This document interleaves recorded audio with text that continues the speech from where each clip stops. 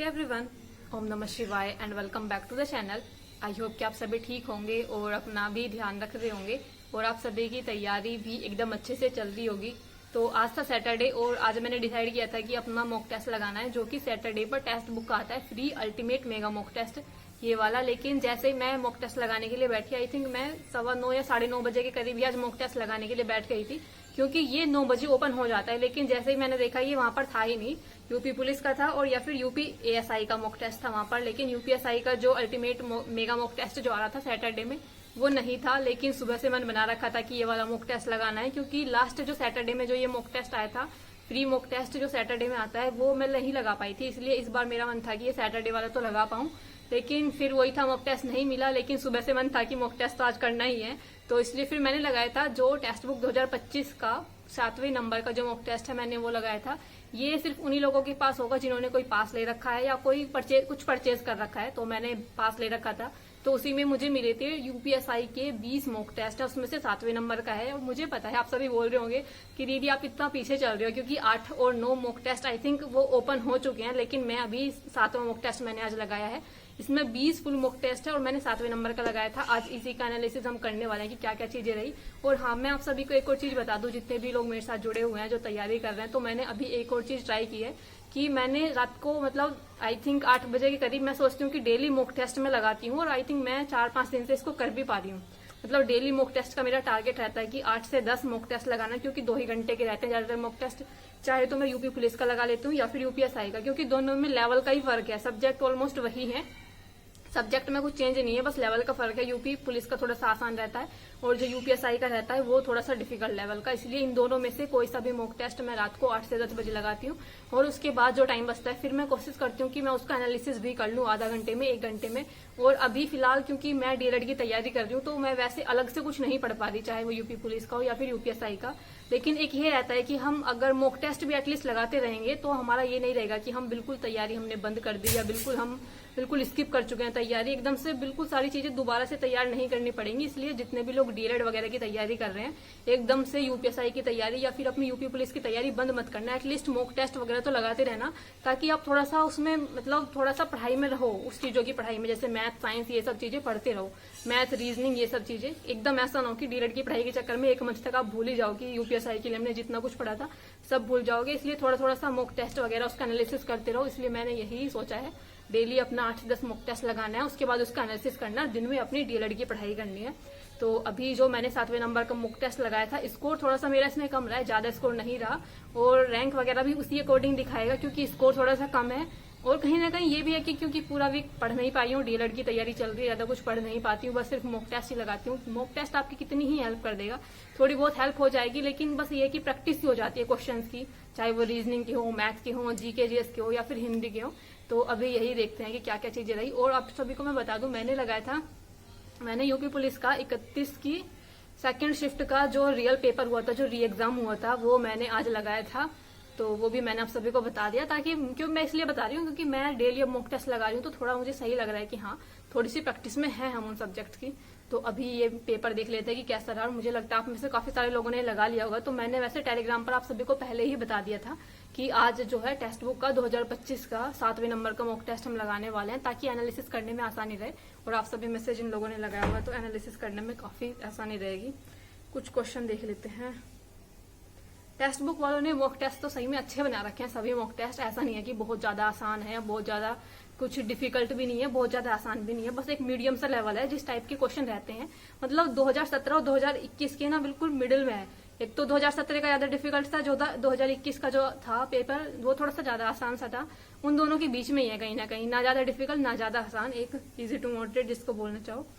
GK GS में एक question आया था, पता नहीं कैसे गलत कर दिया मैंने। एक क्वेश्चन था कि भारतीय संविधान का निम्नलिखित में से कौन सा अनुच्छेद उच्च न्यायालयों की याचिका रिट से संबंधित है, और मैंने 126 लगा दिया। 226 होता है, पता नहीं मैं कैसे भूल गई। 32 जो होता है वो उच्च न्यायालय के लिए होता है, और 32 जो अनुच्छेद है वो संवैधानिक उपचारों का अधिकार वाला।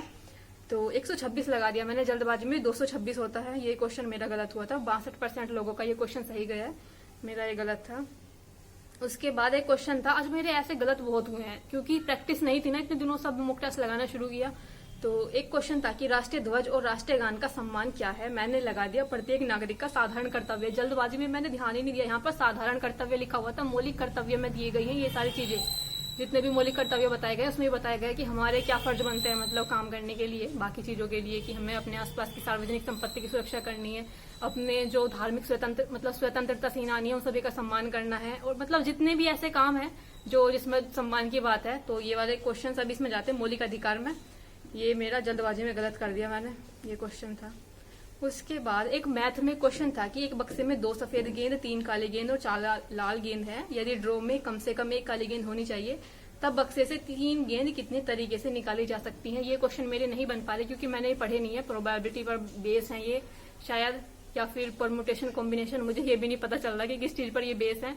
तो ये 3-4 चैप्टर मेरे रह रहे हैं अभी, इसलिए मेरे क्वेश्चन बनते ही नहीं है इसके बहुत ज्यादा, क्योंकि थोड़ा सा बेसिक पता है लेकिन इसमें सिर्फ एक उसका नहीं पूछा हुआ। इसमें कम से कम 1 काली गेंद निकालनी और अलग अलग गेंद दे रखी है। अगर सिंगल दे रखा होता तो थोड़ा सा बेसिक पता है तो मैं कर पाती, इसलिए ये चैप्टर मैंने पढ़ा नहीं है तो बिल्कुल मेरे क्वेश्चन नहीं बन रहे। 15% लोगों का ये क्वेश्चन सही हुआ है, लास्ट में इधर आप देख रहे होगे साइड में। उसके बाद एक ये बहुत बड़ा सा क्वेश्चन था, इसमें बहुत बड़ी सी चीजें दे रखी थी कि लगभग 9 मिलियन टन की कमी होगी, ये सब चीजें ये थी। और इसके अंदर ना रेबीज, इसके अंदर फिर क्वेश्चन था कि रेबीज का पता लगाने के लिए पश्चिमी देशों में अच्छी तरह से सुसज्जित प्रयोगशाला परीक्षण है। मैंने लगाया था निश्चित रूप से असत्य है, क्योंकि रेबीज की बात ऊपर जो ये पूरा पैराग्राफ दे रखा था कहीं पर भी नहीं हुई, कहीं पर भी मैंने ये वर्ड नहीं देखा जहां पर इसकी बात हो रही हो, इसलिए मैंने लगाया था कि निश्चित रूप से गलत है। जब ऊपर वाले पैराग्राफ में कोई इसकी बात नहीं हुई है तो हम कैसे बोल सकते हैं कि ये जो है जानकारी अपर्याप्त है या क्या है, इसलिए मैंने लगाया था कि निश्चित रूप से गलत है। इन्होंने बताया कि जानकारी अपर्याप्त है, ये क्वेश्चन मेरा गलत था। उसके बाद एक कथन और निष्कर्ष वाला क्वेश्चन था कि केवल खिलौना कार है और कुछ खिलौने मोती हैं, तो ये क्वेश्चन मेरा गलत हो गया, क्योंकि एक तो ये जो दे रखा है ना केवल खिलौना कार है, इसका मैं डायग्राम नहीं बना पाई थी, समझ नहीं आ रहा था। इसमें केवल खिलौने की बात कर रहा है, केवल खिलौना कार है, उसको सब में लेकर जाएंगे या फिर जितने भी खिलौने होंगे वो कार के डायग्राम के अंदर आएंगे, ये थोड़ा सा कंफ्यूजन हो गया और ये क्वेश्चन हो गया मेरा गलत, कथन निष्कर्ष वाला। एक रीजनिंग में क्वेश्चन था, ये 3-3 वाले पैराग्राफ के जो क्वेश्चन आते हैं 3-3 कोमा वाले, ये था कि 201, 402 और 603 ये जो है एक जो है इनमें विषम है, यानी कि एक जो है अलग है। तो पहले वाले में लॉजिक बन रहा था कि 201 का 2 गुना था, फिर 201 का 3 गुना था। ऐसे ही 111 का 2 गुना, 111 का 3 गुना 333, ये मैंने लॉजिक लगाया था। और फिर मैंने सोचा फोर्थ वाले में ना ऐसा होगा 202 का 2 गुना 404 हो गया, लेकिन 202 का 3 गुना नहीं था। मुझे लगा शायद इन्होंने कुछ मिस्टेक कर दी है लिखने में, शायद क्वेश्चन गलत हो गया। यहाँ पर 202 का 3 गुना आ जाता, इधर 909 गलत है। और ये जो ऑप्शन है ना सिर्फ इसलिए बी वाला ऑप्शन सही बैठेगा, क्योंकि मुझे लगा यहाँ पर 909 की जगह गलती से लिखना भूल गए, यहाँ पर 202 का 3 गुना करना चाहिए था इन्हें, इसलिए बी वाला ऑप्शन जाएगा। ये क्वेश्चन मेरा गलत हुआ था और लगभग 8% लोगों का ये क्वेश्चन गलत हुआ है। तो ये था, और आई थिंक क्वेश्चन हो गए हैं खत्म, इतने ही क्वेश्चन थे। अब देख लेते हैं स्कोर की। हिंदी की अगर मैं बात करूं, सब्जेक्ट मैंने आप सभी को बता दिए, जीके जीएस में ही मेरा कम स्कोर था ज्यादा। तो बाकी देखो इन्होंने मैथ वाला पार्ट ना सही रख रखा है, ऐसा नहीं कि मैथ के पूरे 40 के 40 क्वेश्चन रख दिए, क्योंकि 160 क्वेश्चन होते हैं और 2 घंटे आपको इसमें दे रखे हैं, तो इसलिए इन्होंने बैलेंस कर रखा है कि बिल्कुल ऐसा नहीं है कि अगर मतलब 120 मिनट का पेपर है ये मान लो पूरा, और क्वेश्चन है इतने सारे 160 क्वेश्चन है, कैसे कंप्लीट हो पाएंगे अगर ये पूरे 40 के 40 क्वेश्चन मैथ के डाल दें और पूरे 40 क्वेश्चन ये रीजनिंग के लगा देंगे ना, तो पूरा पेपर ये 2 घंटे में कभी सोल्व नहीं हो पाएगा। इसलिए इन्होंने सही कर रखा है कि इन्होंने मैथ के अंदर भी ना कुछ ऐसे लॉजिक वाले क्वेश्चन है, जैसे कि निष्कर्ष वाले, कथन, तर्क वाले, इस टाइप के क्वेश्चन थे, इसलिए टाइम ज्यादा मतलब कम नहीं पड़ता। तो हिंदी की अगर मैं बात करूं, हिंदी में मेरे 33 क्वेश्चन सही थे, 7 क्वेश्चन गलत थे, 10 मिनट इसको करने में लगे थे। और कानून, संविधान, सामान्य ज्ञान में मेरे 21 क्वेश्चन सही थे, 19 क्वेश्चन गलत थे, 6 मिनट इसको करने में लगे थे। कानून, संविधान, जीके जीएस वाले पार्ट में मेरा स्कोर कम आ रहा है। और मैथ की अगर मैं बात करूं तो मैथ में मेरे 32 क्वेश्चन सही थे, 8 क्वेश्चन गलत थे, टोटल लगे थे इसको करने में 60 मिनट। और रीजनिंग की अगर मैं बात करूं तो रीजनिंग में मेरे 33 क्वेश्चन सही थे, 7 क्वेश्चन गलत थे और रीजनिंग को करने में लगे थे 39 मिनट। तो सब्जेक्ट वाइज भी मैंने आप सभी को बता दिया। और बाकी अदर लोगों के अगर आप देखोगे कि किनका कितना स्कोर चल रहा है, सत्यम इनके थे 362, अंशुल के हैं 357, यूवी के हैं 350, तो ऑलमोस्ट मतलब ज्यादा नहीं है स्कोर लोगों का। बाकी जितने भी लोग हैं, मेरा भी वैसे कम ही आया है, लेकिन फिर भी ऐसा नहीं है कि किसी के 400 में से 400 आ रखे हो, क्योंकि आपने देखा होगा अदर प्लेटफॉर्म पर बहुत होता है ऐसा कि 400 में से 400 नंबर आ रहे हैं, मतलब हर ऑलमोस्ट दूसरे तीसरे इंसान के 400 में से 400 रहते हैं, लेकिन यहाँ पर हाईएस्ट स्कोर जो है 362 है। इसको देखकर आपको पता चल रहा होगा कि लोग ने सही में ये पेपर किया है अच्छे से, ऐसा नहीं कि किसी ने चीटिंग करके किया है। तो ये था, और अभी मैं आप सभी को बता देती हूँ मेरा क्या स्कोर रहा था। मेरा जो स्कोर रहा था ये था 297.5 400 में से, और रैंक थी 396 2928 में से। इसकी जो कट ऑफ थी 280 से 85 के बीच थी जनरल की कट ऑफ, और परसेंटाइल जो थी मेरी 86 परसेंटाइल थी। एक्यूरेसी 74% थी। क्वेश्चन पूरे अटेम्प्ट किए थे, 119 क्वेश्चन सही थे, 41 क्वेश्चन गलत थे। इसमें मेरी परसेंटाइल मैंने देखा टेक्स्ट बुक पर मेरी परसेंटाइल हमेशा कम रहती है, 86 परसेंटाइल थी। पता नहीं 90 के करीब में परसेंटाइल होनी चाहिए, एटलीस्ट 90 या 90 से ज्यादा। तो ये रहा था मेरा स्कोर, जो कि थोड़ा सा कम है, लेकिन वही बात है ना कि थोड़ा पढ़ाई नहीं हो पा रही है इस टाइम पर, क्योंकि डीएलएड के एग्जाम्स आने वाले हैं, उन सभी की चीजों में ही लगी हुई हूँ। तो इसको मैंने आप सभी को बता दिया आपका क्या क्या स्कोर रहा इन सब्जेक्ट में, इन सभी सब्जेक्ट में जो अलग अलग थे। यूपीएसआई का टेक्स्ट बुक का 2025 का 7वें नंबर का मॉक टेस्ट था ये। अपना स्कोर जरूर कमेंट कर देना। और आज है संडे, मतलब जब ये वीडियो आएगी उस दिन होगा संडे, तो आज लगाएंगे हम आरडब्ल्यूए का मॉक टेस्ट। उस पर देखते हैं कि क्या स्कोर रहता है, क्योंकि अब आरडब्ल्यूए पर जो लेवल आ रहा है ना, वो अच्छा लेवल आ रहा है अब यूपीएसआई के मॉक टेस्ट का। आपने देखा होगा लास्ट के 2-3 मॉक टेस्ट से सही लेवल आ रहा है, बहुत ज्यादा आसान नहीं आ रहा जैसा पहला आ रहा था एक बार।